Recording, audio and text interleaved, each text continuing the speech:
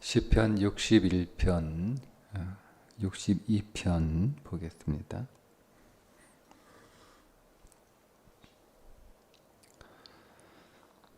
61편부터 함께 읽습니다. 하나님이여 나의 부르짖음을 들으시며 내 기도에 유의하소서. 내 마음이 약해질 때에 땅끝에서부터 주께 부르짖으오리니 나보다 높은 바위에 나를 인도하소서. 주는 나의 피난처시요 원수를 피하는 견고한 망대이심이니이다. 내가 영원히 주의 장막에 머물며 내가 주의 날개 아래로 피하리이다. 주 하나님이여 주께서 나의 서원을 들으시고 주의 이름을 경외하는 자가 얻을 기업을 내게 주셨나이다. 주께서 왕에게 장수하게 하사 그의 나이가 여러 대에 미치게 하시리이다. 그가 영원히 하나님 앞에서 거주하리니 은자와 진리를 예비하사 그를 보호하소서. 그리하시면 내가 주의 이름을 영원히 찬양하며 매일 나의 서원을 이행하리이다. 62편. 나의 영혼이 잠잠히 하나님만 바라며 나의 구원이 그에게서 나오는도다. 오직 그만이 나의 반석이시요 나의 구원이시요 나의 요새이시며 내가 크게 흔들리지 아니하리로다.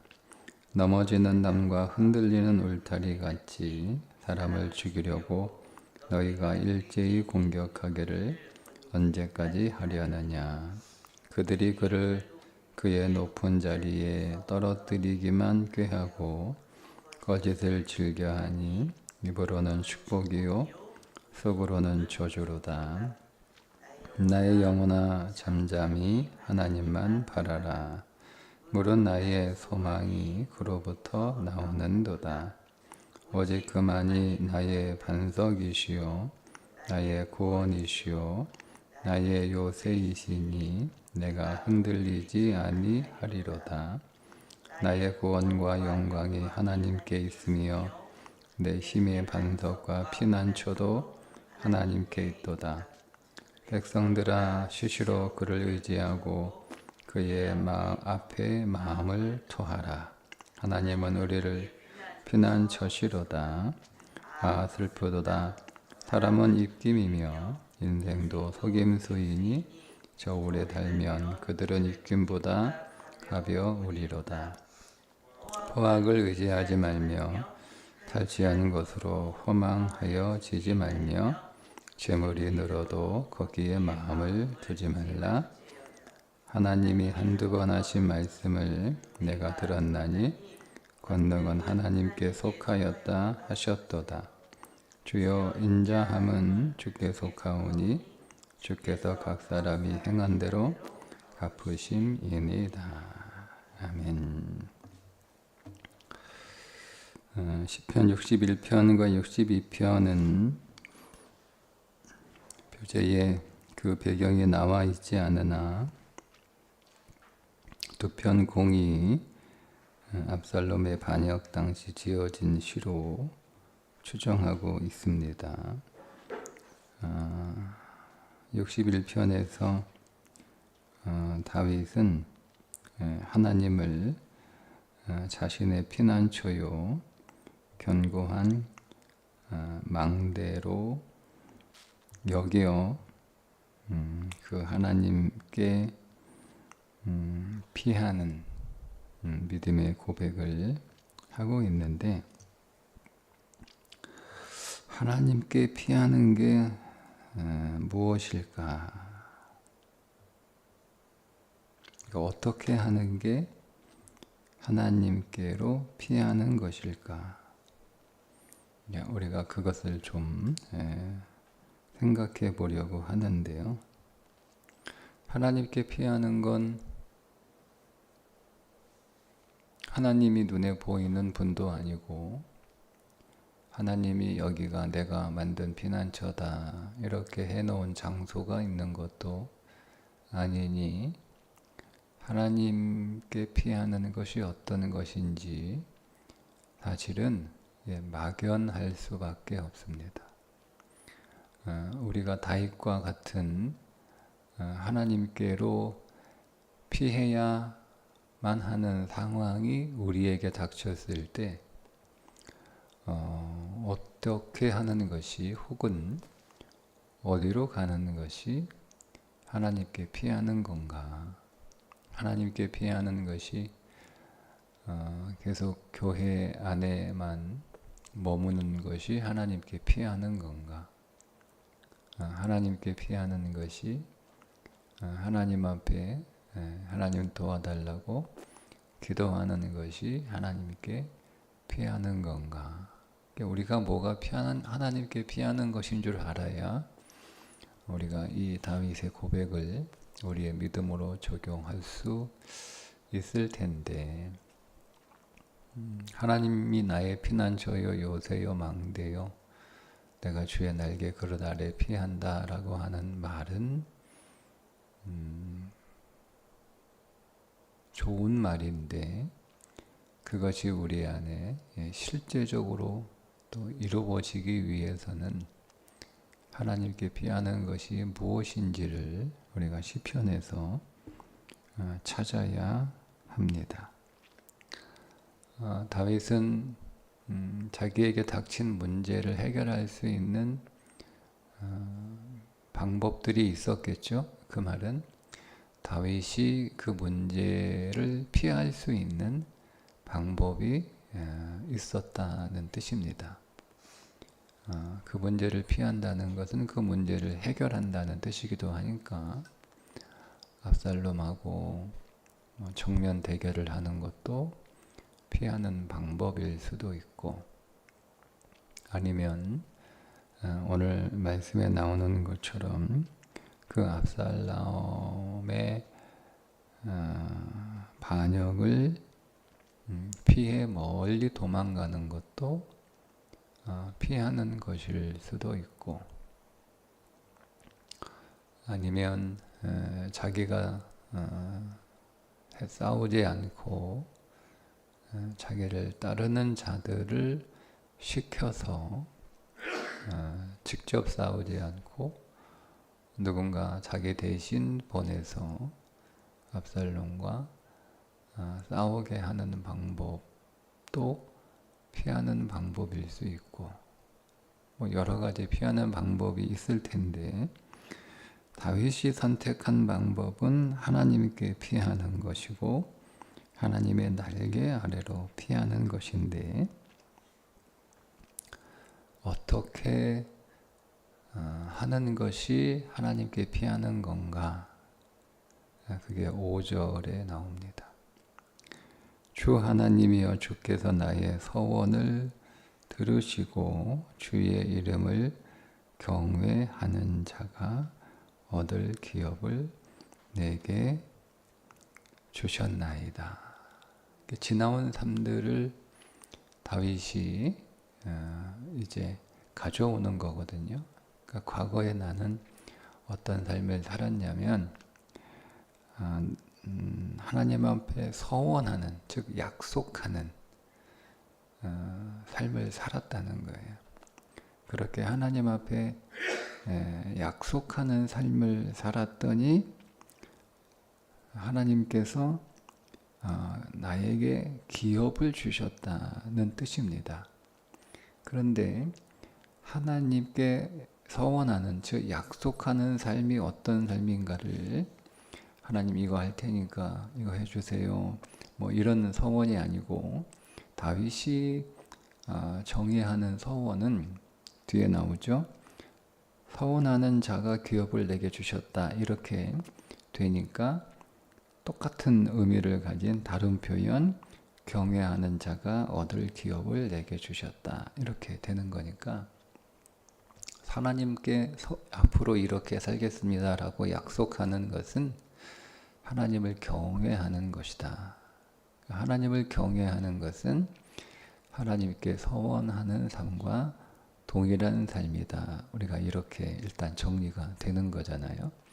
그러면 하나님을 경외하는 것이 무엇인지를 우리가 정의하면 하나님께 서원하는 삶이 어떤 삶인지가 정확해지겠죠.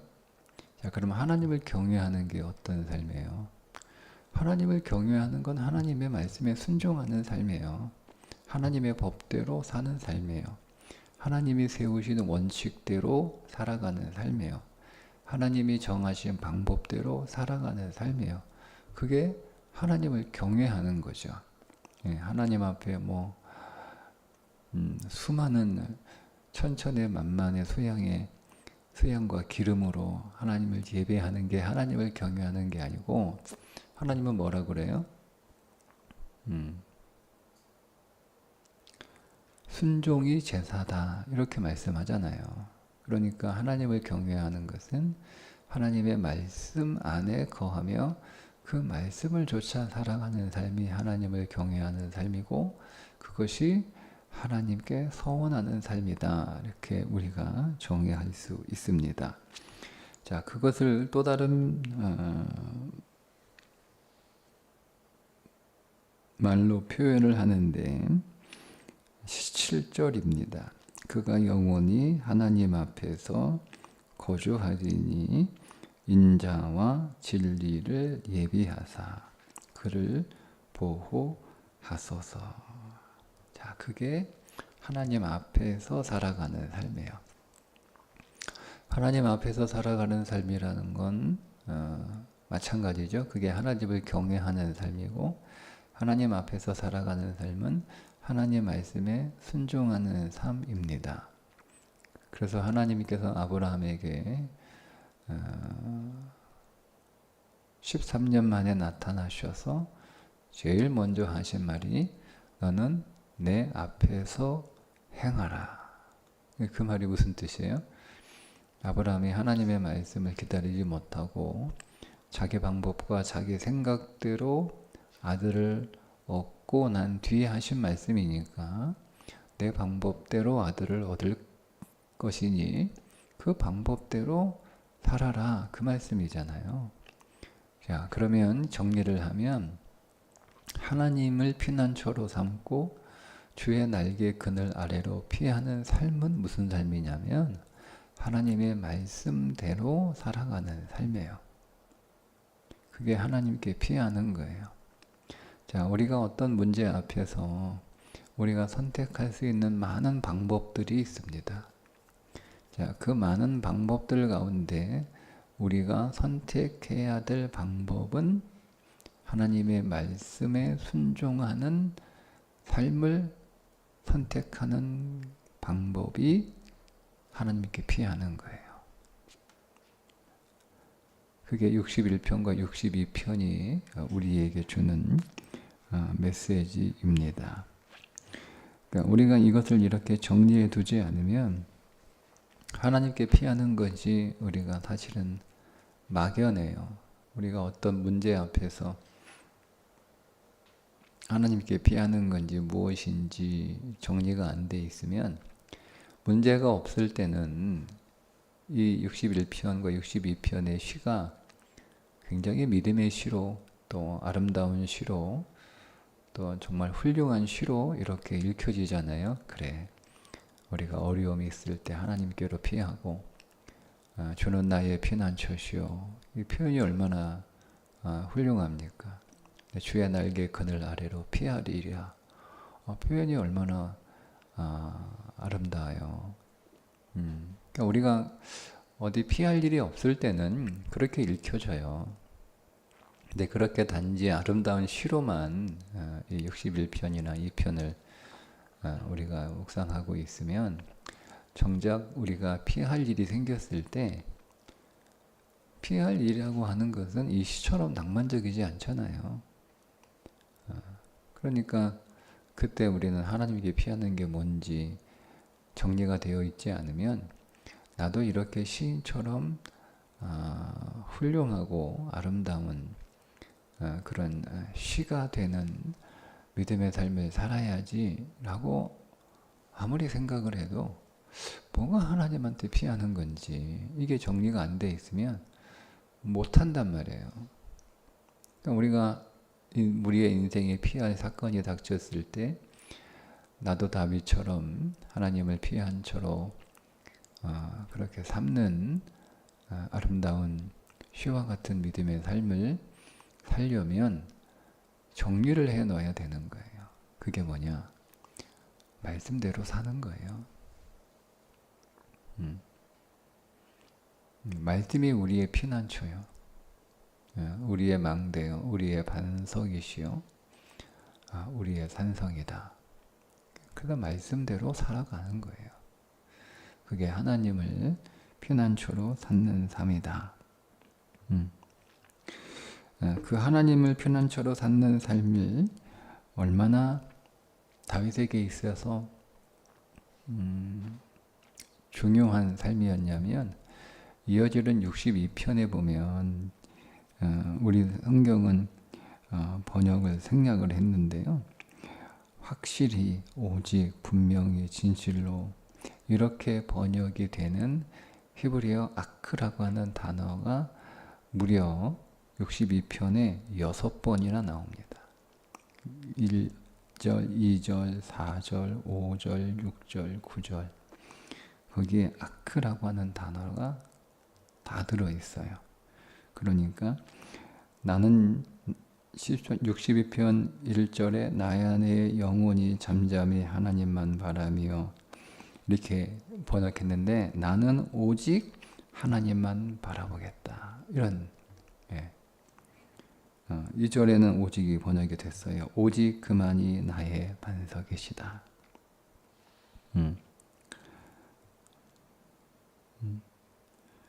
그러니까 다윗에게 있어서 하나님의 말씀에 순종하는 삶이 그의 유일한 피난처, 분명한 피난처, 확실한 피난처, 진실된 피난처. 하나님은 하나님의 말씀에 순종하는 모든 사람들을 다 지키시고 다 보호하시고 다 인도해 주신다라고 하는 그 믿음의 확신이 다윗에게 분명하게 있었다라고 하는 것이 62편에 드러나게 됩니다. 다른 방법들, 하나님의 말씀에 순종하는, 우리가 어떤 문제 앞에서 하나님의 말씀에 순종하는 것을 피난처로 삼지 않고 다른 것을 피난처로 말하는 그 모든 것들은 뭐라고 표현하냐면 9절에 62편 9절에 슬프도다. 사람은 입김이며 인생도 속임수이니 저울에 달면 그들은 입김보다 가벼우리로다. 그러니까 사람들이 말하는 하나님의 말씀에 순종하는 삶을 하나님의 방법대로 믿음의 길을 가십시오. 그게 가장 안전한 길입니다. 그것이 주의 날개 그늘 아래로 피하는 겁니다. 그것이 하나님을 반석으로 삼는 삶입니다. 이렇게 말하지 않고 다른 방법들을 얘기하는 게 다 뭐예요? 다 입김에 불과하며 속임수일 뿐이다. 이렇게 이야기를 합니다.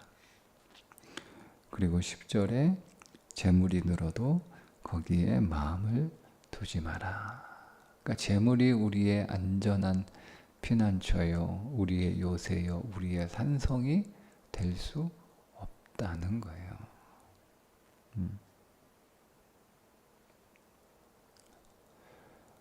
자, 그리고 12절에 이렇게 결론을 드립니다.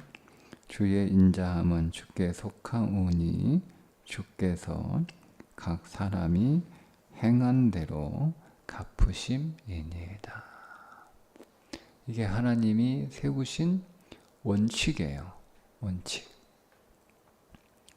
사람은 그가 행한 대로 그대로 된다는 거예요.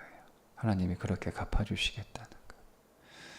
그러니까 그가 하나님의 말씀에 순종하는 삶을 삼으면 그 말씀에 순종하는 것으로 하나님께로 피하면 하나님은 그가 당신에게로 피했으니 그를 지키시고 그를 보호하시고 그를 인도하신다라는 고백이죠. 그래서 나는 내 인생에 어떤 문제가 나를 위협하고 나를 고난 가운데 고통 가운데 둔다 할지라도 나는 그 가운데서도 하나님께로 피하는 삶을 살겠다. 이렇게 고백을 하는 거예요. 자, 그 대표적인 예들이 여러분 몇 가지가 있죠? 일단은 우리가 잘 알고 있는 동굴에서 자기를 죽이려고 하는 사울을 만났을 때 이제는 그 사울을 자기 손으로 죽으면 자기는 이제 모든 문제에서 벗어나는 거예요.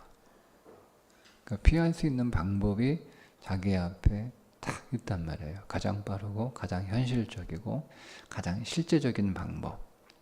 근데 그때 다윗이 뭐라고 고백합니까? 하나님의 기름 부으신 자를 내가 내 손으로 제거할 수 없다. 믿음으로 반응하잖아요. 그게 하나님께 피하는 거예요. 그게 하나님께로 피하는 거예요. 다윗이 사울에게 쫓기고 있는 상황에서 그 일 나아가 블레셋에 공격을 당하고 있다라고 하는 소식을 접하게 됩니다.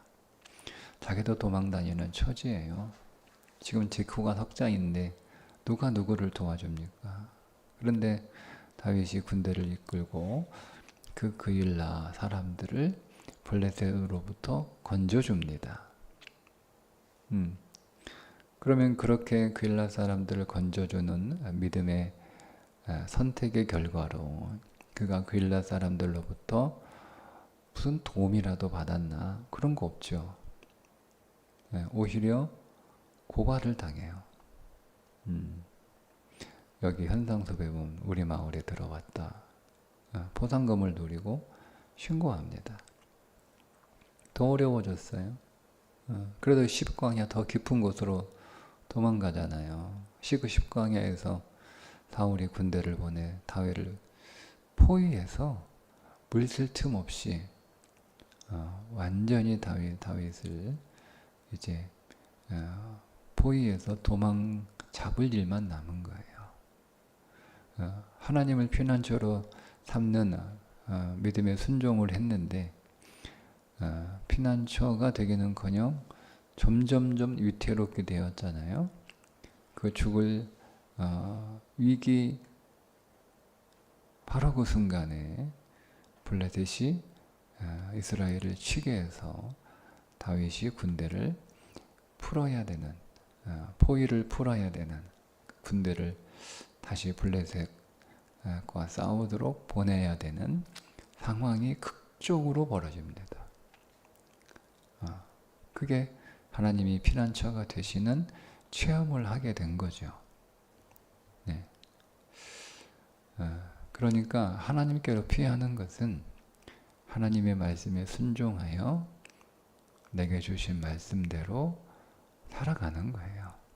그게 하나님께 피하는 거다. 오늘 이 다윗의 고백이 그 믿음이 우리의 삶에 좋은 믿음의 한 구절로만 남지 말고 우리의 삶 속에서 적용되는 살아있는 말씀으로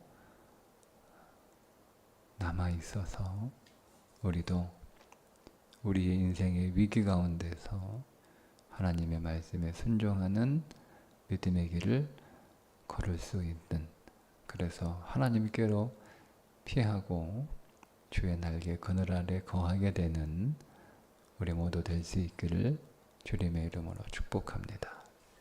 기도하겠습니다. 하나님 아버지, 주는 나의 피난처요 견고한 망대이며 영원히 주의 장막에 머물며 주의 날개 그늘 아래로 피하겠다는 이 다윗의 믿음의 선택이 그저 아름다운 성경 구절로 우리에게 남아있지 않고 그 말씀이 우리 안에 실제가 될 수 있도록 모든 위험한 순간에 믿음을 선택하고 말씀에 순종함으로 주께로 피하는 삶이 되게 해 주옵소서. 예수님의 이름으로 기도합니다. 아멘.